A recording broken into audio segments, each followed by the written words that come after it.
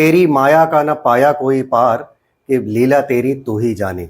242 लोगों को लेकर जब विमान अहमदाबाद से लंदन के लिए उड़ा तो कोई नहीं जानता था उसमें सवार 242 के 242 लोग कुछ ही घंटों बाद लंदन में उतरकर अपने अपने सपनों की उड़ान भरने के लिए तत्पर थे, तैयार थे। कोई अपने पति से मिलने पहुंच रही थी तो कोई अपने परिवार से मिलकर वापस अपने काम पर आगे की जिंदगी को खुशनुमा बनाने के सपने देखते हुए उतरने के जद में विमान में चढ़ा था। लेकिन जैसे ही एक हादसा हुआ, 30 सेकंड के अंदर सब कुछ राख और मलबे में तब्दील हो गया।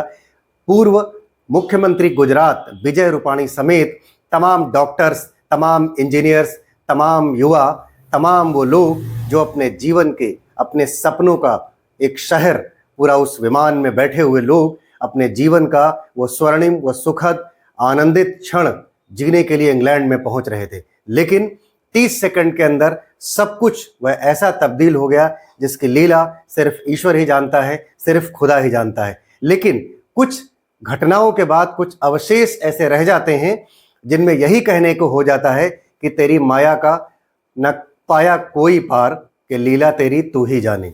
यह आज हर कोई कहने को मजबूर है। जिस तरीके से 11A यानी 11A सीट पर बैठे विश्वास कुमार रमेश 39 साल के, जो भारतीय मूल के ब्रिटिश नागरिक हैं, वो अपने भाई के साथ भारत से इंग्लैंड वापस जा रहे थे। वापस जाते समय उनको इत्तेफाकन एग्जिट विंडो, जो इमरजेंसी विंडो थी, उसके पास सीट मिल गई। और पता नहीं किस वजह से, वो शायद प्रभु की लीला ही होगी, प्रभु का सुरक्षा कवच ही होगा, जिसने उन्हें इस भयंकर दुर्घटना के बाद भी जीवित बचा लिया।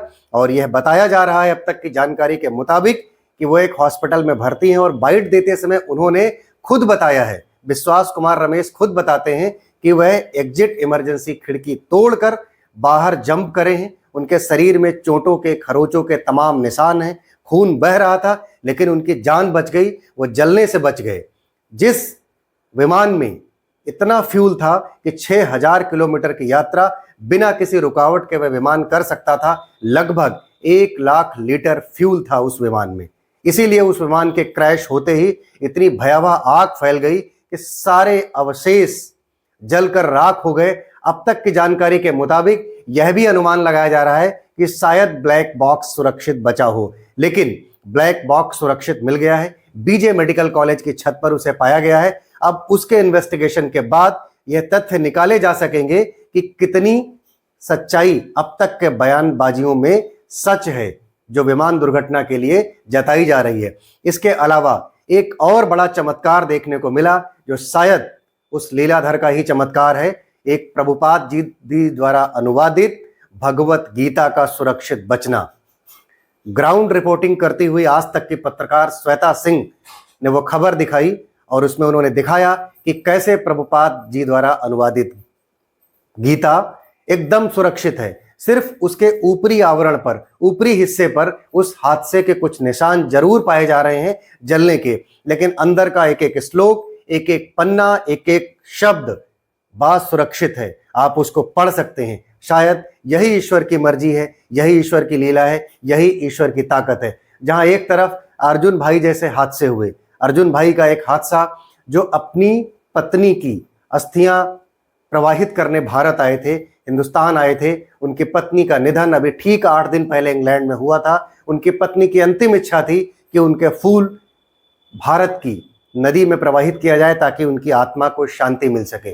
और अपनी पत्नी की अंतिम इच्छा पूरी करने अर्जुन भाई, जो गुजरात के मूल निवासी थे, वो विसर्जित करने आए थे भारत। और भारत से विसर्जित करके इसी विमान से वो लंदन वापस जा रहे थे। अपने पीछे वह एक 8 साल की बेटी, एक 4 साल की बेटी को छोड़ कर गए हैं, और वो भी इस विमान में अपनी पत्नी के पास स्वर्गधाम चले गए हैं।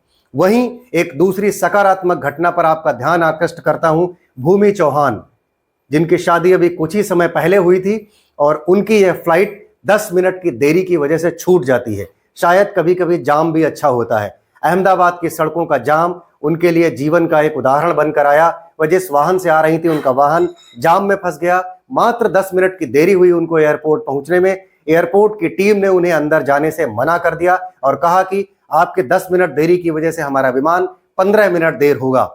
भूमि चौहान से बाद में इंटरव्यू करते हुए जब पत्रकारों ने पूछा तो निश्चित रूप से मानवीय संवेदनाओं के तहत वह बहुत दुखी भी थी कि इतने सारे लोग इस विमान हादसे में मारे गए हैं, लेकिन वह अपने जिंदा सुरक्षित बच जाने की खुशी भी जाहिर कर रही थी और कह रही थी कि शायद मैं आज इसीलिए सुरक्षित खड़ी हूं कि मैं 10 मिनट जाम में फंस गई। इस तरीके के तमाम उदाहरण, तमाम कहानियां इस घटना से बाबत आपको दिखाई दे रही हैं, आपको सुनाई दे रही हैं, लेकिन इतने मार्मिक, इतने संवेदनशील विषय पर सबको इस समय राष्ट्र की इस बड़ी घटना के साथ खड़े होने की जरूरत है। फिलहाल टाटा समूह के चेयरमैन एन चंद्रशेखरन ने बीजे मेडिकल कॉलेज अहमदाबाद को पूरी तरीके से नवनिर्मित कराने के सारे खर्च को वहन करने की जिम्मेदारी ले लिया है और सभी मृतकों के परिवारजनों को 1-1 करोड़ रुपए अपनी तरफ से यानी टाटा समूह की तरफ से दिए जाने का ऐलान भी कर दिया है। लेकिन एक बड़ा सवाल जरूर खड़ा होता है कि जहां भारत, अमेरिका और चीन के बाद तीसरे नंबर का वह देश है जहां से लोग हवाई यात्राएं करते हैं।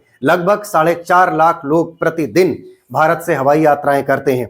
तो क्या इस तरह की दुर्घटनाएं, जबकि यह माना जाता है कि विमान यात्रा यानी हवाई यात्राएं सबसे ज्यादा सुरक्षित यात्राएं हैं, सड़क यात्रा और जल यात्रा की तुलना में विमान की यात्रा यानी हवाई यात्रा सबसे ज्यादा सुरक्षित मानी जाती है। यहां पर सबसे कम हादसे होते हैं और सबसे कम मौतें होने के चांसेस रहते हैं।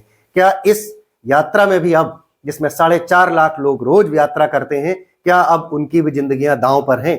क्या विमानों की असुरक्षा का मामला ऐसे ही चलता रहेगा? क्या यह टेक्निकल लैब्स है या सिक्योरिटी लैब्स है, दोनों ही सूरत में टाटा समूह की जिम्मेदारी बनती है, हमारे देश के सभी जिम्मेदार नागरिकों की भी जिम्मेदारी बनती है। इसके अलावा भारत सरकार की सबसे अहम जिम्मेदारी बनती है, संबंधित नागरिक उड्डयन मंत्रालय की जिम्मेदारी बनती है, और जो एयरपोर्ट आज अडानी ग्रुप के पास में है उस अडानी ग्रुप की भी जिम्मेदारी बनती है कि इस तरीके की घटनाओं की अब जीवन में कभी भी इस देश में कम से कम पुनरावृत्ति ना हो, ताकि तमाम बच्चे अनाथ होने से बचें, तमाम माँ बाप, बूढ़े बुजुर्ग अपने बच्चों को, अपनी बहुओं को न खोएं, जो अपने जीवन के तमाम सपने संजोकर विदेश जाते हैं कि वहां से वो अपने माँ बाप के लिए खुशियां साझा करेंगे। यह ड्रीम लाइनर विमान लोगों के सपनों को हवा में जला करके राख कर चुका है। अब हम ईश्वर से यही प्रार्थना करते हैं कि वो सभी लोग जिनके अपने इस हादसे में मारे गए हैं, उनको ईश्वर इस गहन हादसे से उबरने की सद्बुद्धि दे, ताकत दे। नमस्कार, आप देख रहे थे द रियल टॉक शो। मेरा नाम है सचिन प्रभाकर। आप मेरे चैनल को सब्सक्राइब करें और ऐसे तमाम जीवंत और मार्मिक विषयों पर मेरी अपनी सोच के आधार पर विवेचनात्मक वीडियो देखने के लिए अगर आप मुझे पसंद करते हैं तो मेरे फेसबुक पेज को भी फॉलो करें और अपनी राय मेरे वीडियो के कमेंट सेक्शन में जरूर दर्ज कराएं। धन्यवाद। जय हिंद, जय भारत।